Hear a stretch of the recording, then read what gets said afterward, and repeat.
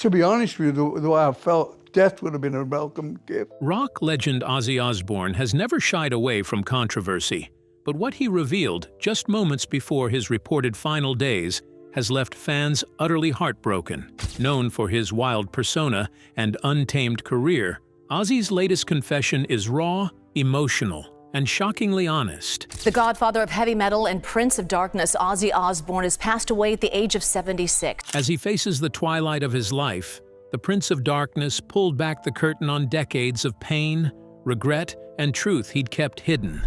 But what exactly did Ozzy admit? And why is this emotional revelation sending shockwaves through the world of music and beyond? Ozzy Osbourne's confession. They called him the Prince of Darkness. But in those final weeks, Ozzy Osbourne wasn't asking for thunder. He just wanted tea. Every morning, tea and Sharon. The man who once ruled arenas with a voice that pierced through chaos now spoke in hushed tones from the stillness of their countryside home.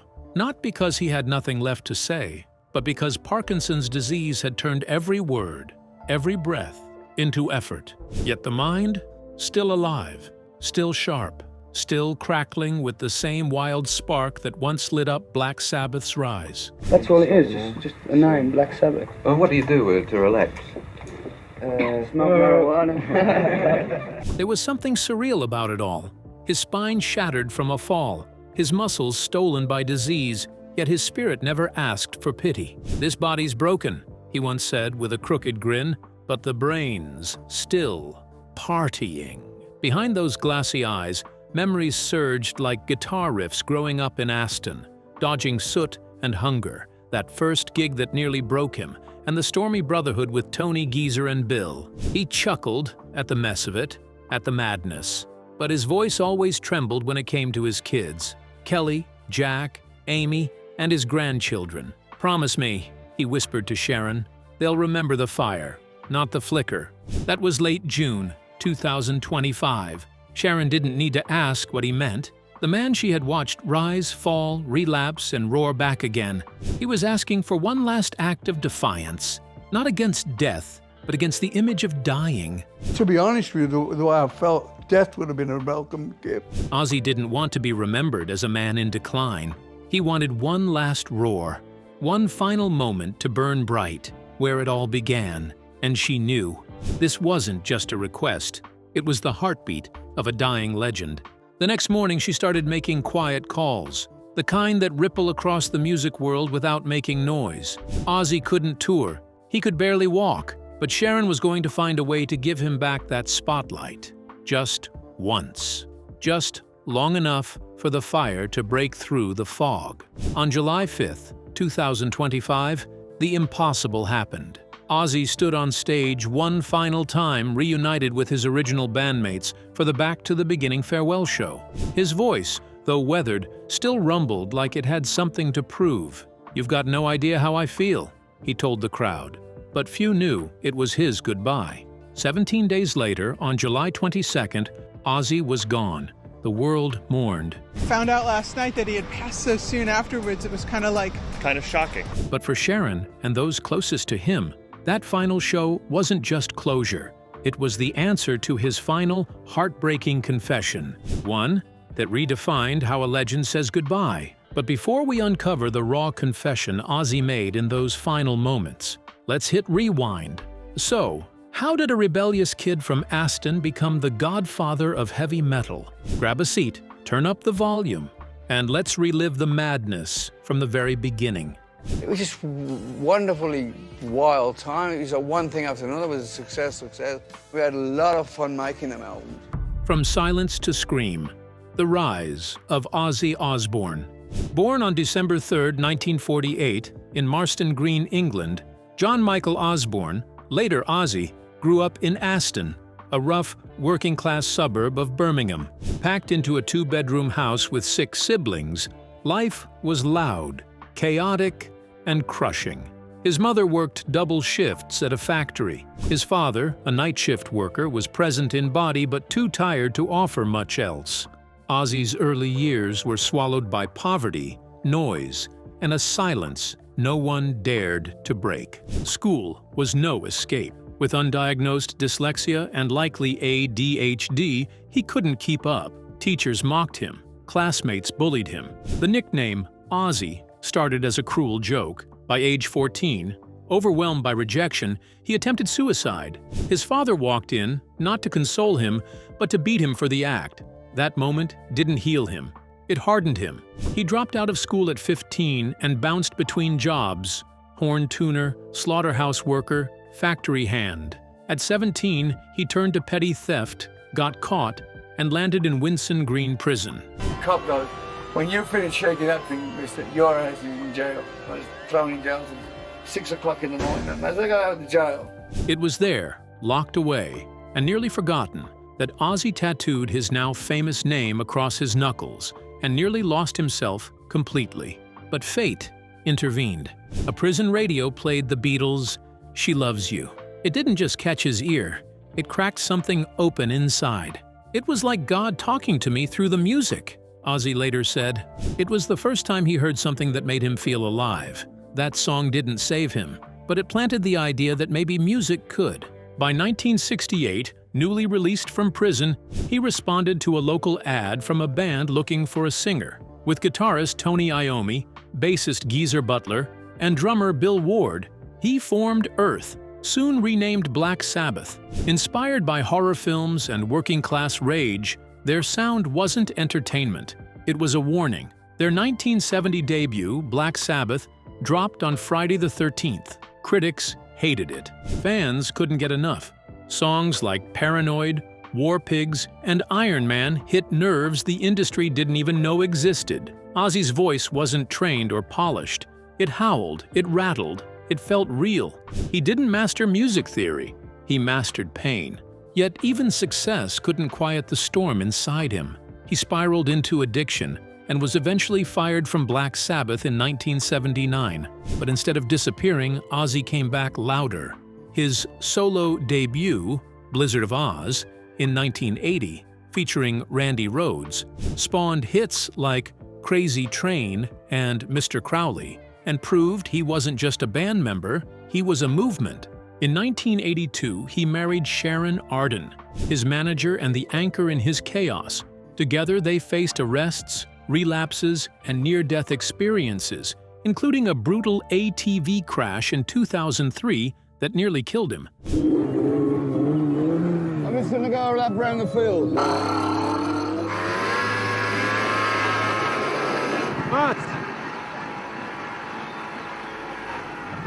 But Sharon held him up when everything else fell apart.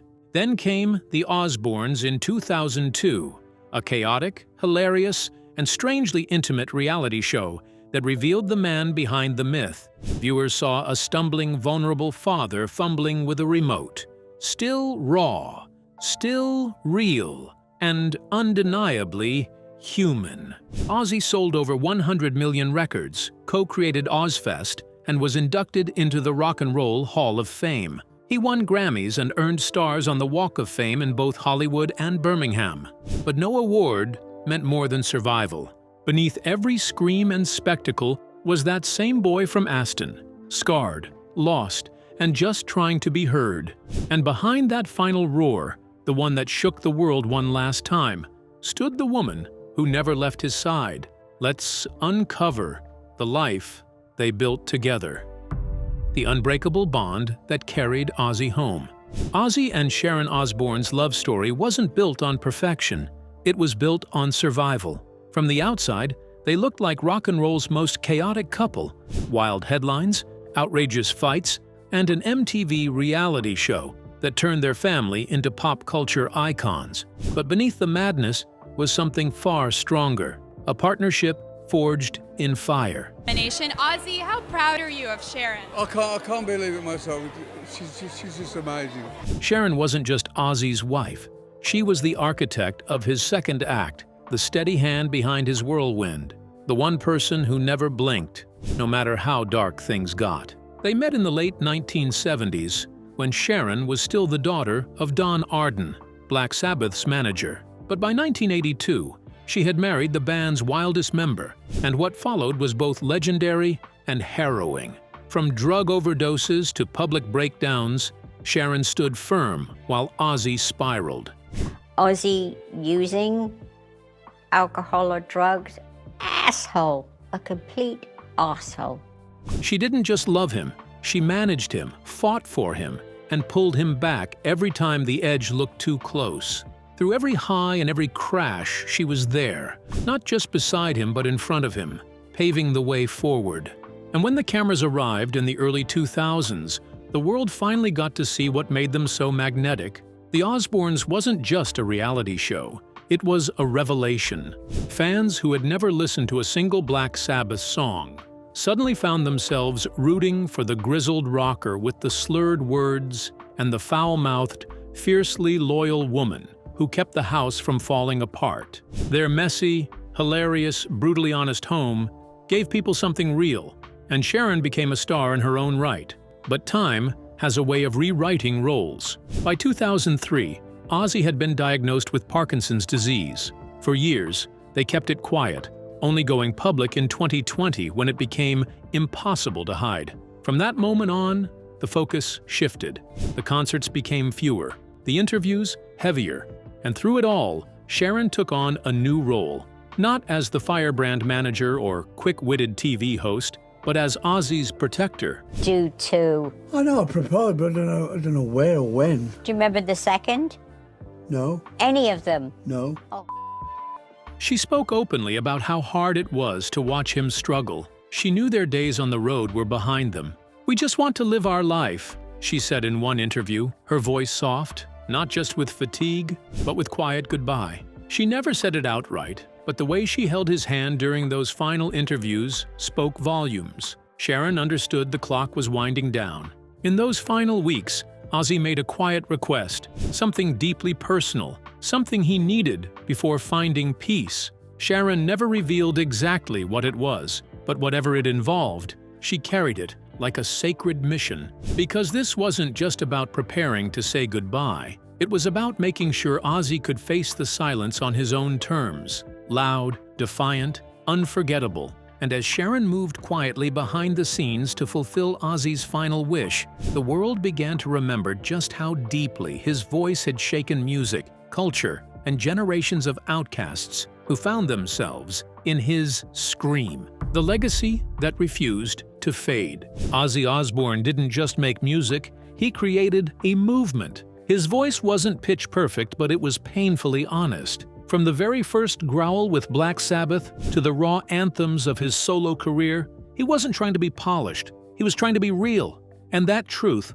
loud, gritty, and unapologetic, gave heavy metal its soul. It wasn't just about the sound, it was about daring to be everything the world told you not to be. That's what Ozzy embodied. The misfit who became the voice of millions who didn't fit in. But what cemented his place in music history wasn't just the classics like Crazy Train, No More Tears, or Mr. Crowley. It was the way Ozzy turned every stage, no matter the size, into a battlefield of emotion. He stumbled, he raged, he laughed. Sometimes he forgot lyrics, but no one cared. Because when Ozzy performed, he bled on stage. He gave his pain, his joy, his everything. And in return, fans gave him their hearts. He didn't stop with his own legacy either.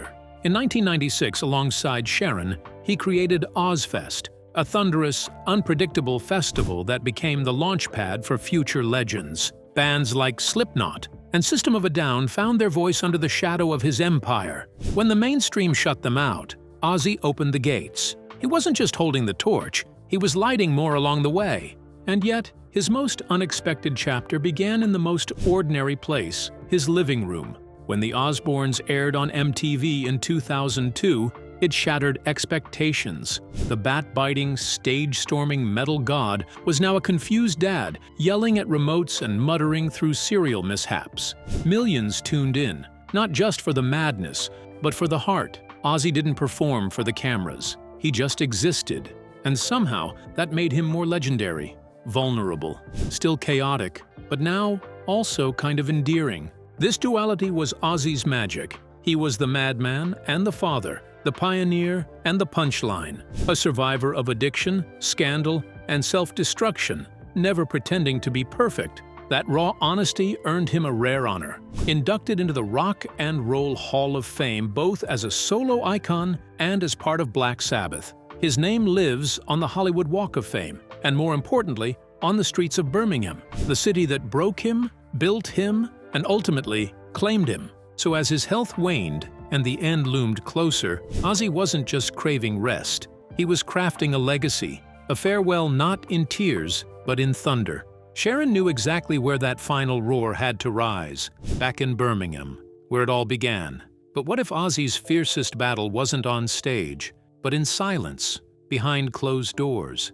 Keep watching, it gets deeper. Ozzy's silent war, the agony behind the anthem.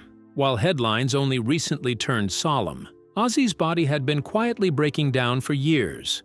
The real collapse didn't come with a bang on stage. It began on a quiet December day in 2003, when a brutal quad bike accident left him unconscious, ribs crushed, collarbone shattered. He lay in a coma while the world held its breath.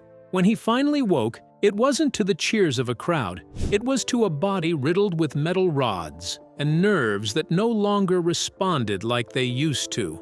From that moment on, pain became his constant shadow. Then came the cruel twist in 2019. A simple fall in his home that shifted those same rods, ripped open old wounds, and left him unable to tour. The Prince of Darkness, once leaping into pyrotechnics with a snarl and a scream, was suddenly struggling just to climb stairs. His rage, raw, his honesty, unfiltered. "It's the worst pain I've ever had," he admitted, not with self-pity, but with the disbelief of a man who had survived everything, only to be brought low by his own body. Still, nothing cut deeper than what he quietly learned even before the world did. In 2020, Ozzy went public with the truth. He had been living with a form of Parkinson's disease, the kind that seeps into everything: his balance, his speech, his rhythm. Fans saw the cancelled shows and slower gait. They didn't see the Swiss medical visits, the hours in experimental treatment centers, or the emotional toll of relearning how to move when your body stops listening. He didn't speak out to draw sympathy. He spoke out because silence never suited him. Somewhere, someone needed to know they weren't alone. His family, especially his daughter Kelly, has become his fiercest protector. When someone messaged her claiming Ozzy was dying, she snapped back, "He is not in stage 5. How dare you?" It isn't Ozzy in the spotlight this time, but the loved ones still shielding him from a world too quick to write his ending. Still, that final note hasn't come. Sharon, always by his side, reminds us that while his body may falter, Ozzy's voice, the raw growl fans know so well, endures. There's even quiet talk of recording again, and through the haze of pain and rumors, Ozzy delivers the most defiant update of all. "I've made it to 2025. For all my complaining, I'm still alive." Now, before the lights dim for good, Birmingham prepares, not for a concert, but a farewell wrapped in thunder, memory, and one last roar. So what will Ozzy leave us with before the final curtain falls? Stay with us. What comes next might surprise you. Ozzy Osbourne makes heartbreaking confession right before he dies. In the shadow of Villa Park Stadium, a city stirred with anticipation, not just for a show, but for a final reckoning with its most iconic son. To the world, Ozzy Osbourne was the Prince of Darkness, a living storm of chaos and charisma. But to the people of Birmingham, he was just John, the local boy who dared to howl into the void and ended up changing music forever. By early summer 2025, the air was thick with sentiment. Murals rose on aging walls, streets filled with Sabbath riffs, and fans arrived in droves like pilgrims at the gates of legend. One banner outside a pub summed it up best: "This isn't a concert, it's history." Ozzy hadn't stood on stage since 2018, and by 2023, it seemed that curtain had fallen for good. Retired from touring, plagued by pain and the creeping cruelty of Parkinson's, his body had all but betrayed him. Yet somehow, against all logic, he announced one last performance. Just one, right where it all began. The event was branded Back to the Beginning, and despite the promise of nostalgia, it carried a weight that felt final. Rumors swirled. Some called it a love letter to the fans. Others whispered it was a funeral in slow motion. Tickets vanished in 16 minutes. Sold out, gone. Fans mortgaged memories and bank accounts just to say goodbye. And though it was officially a charity gig supporting children's hospices and Parkinson's research, everyone knew this wasn't about headlines or heroics. It was about Ozzy reclaiming control of his story. One last time. Behind the scenes, the band's reunion felt more like a high-stakes gamble than a victory lap. Tony Iommi hesitated. Geezer Butler admitted sleepless nights and panicked dreams. And Bill Ward, absent from their last reunion, was brought back into the fold at Ozzy's insistence, not just for the music, but for the brotherhood.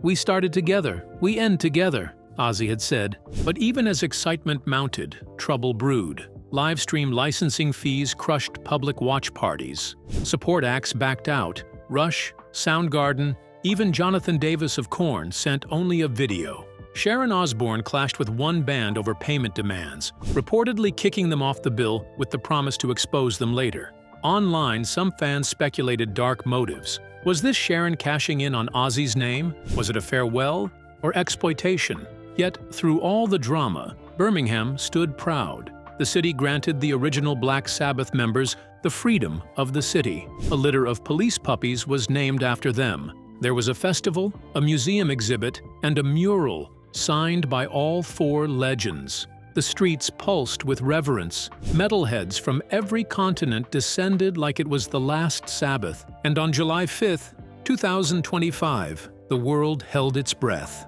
11 hours of music led to one throne, 5 songs, and a voice that trembled but never broke. Ozzy, frail but defiant, thanked the crowd with tears in his eyes. And as the original Black Sabbath walked out beside him for one last sonic roar, something unspoken passed between them. Not just goodbye, but gratitude.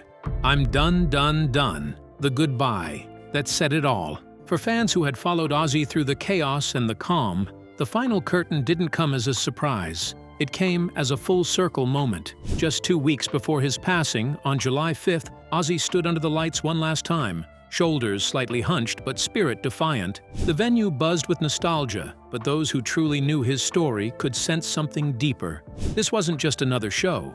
This was farewell.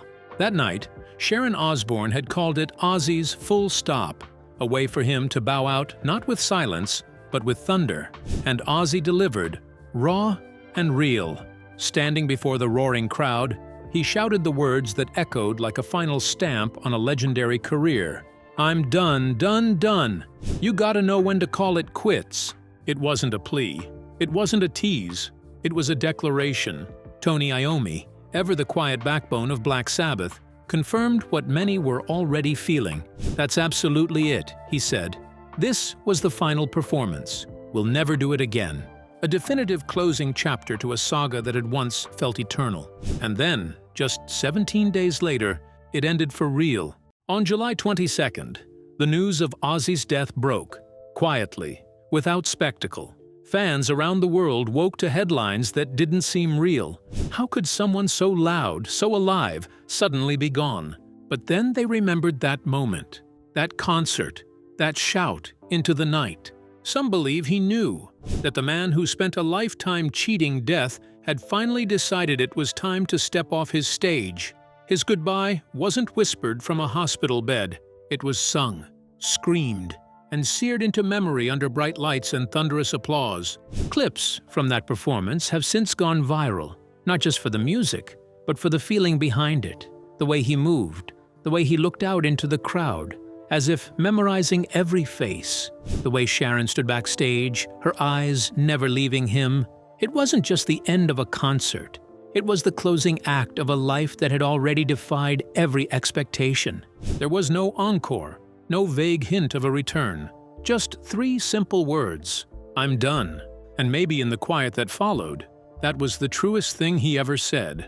Ozzy Osbourne didn't fade. He finished. But now, as tributes pour in and old performances find new life online, one question lingers, not as fact, but as wonder. Did he know his time was almost up?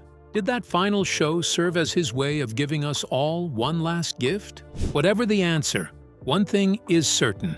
He didn't just leave a legacy, he defined one. But what do you think?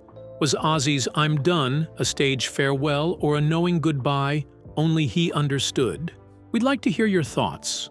Don't forget to subscribe.